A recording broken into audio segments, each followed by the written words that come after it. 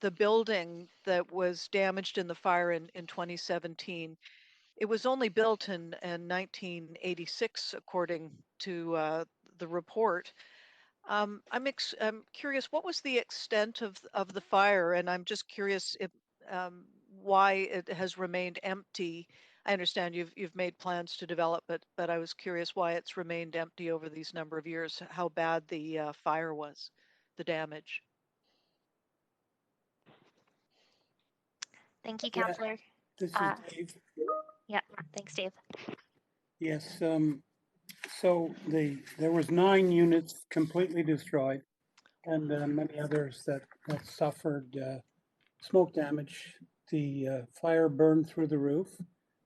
The building was 32 years old at the time, and our building life is typically mimics the life of the mortgage, which is 35 years.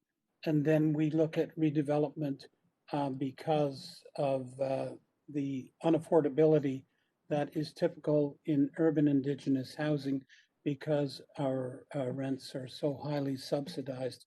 So we look at creating larger buildings with more density so that we can afford to keep the rents at an operable level for the tenants. So the question was, it was 3 years earlier than typically proposed redevelopment, and we decided that with our insurance, we would still not be able to receive funding to put sprinklers into the building. So that was another negative thing. We didn't want tenants to go back to a building that had experienced a serious fire to the rebuilt building without sprinklers involved.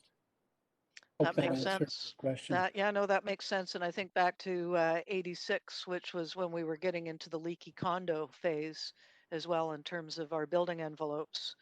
I was just curious about what happened with that building because 1986 doesn't seem that old to me. Thank you very much for your answer.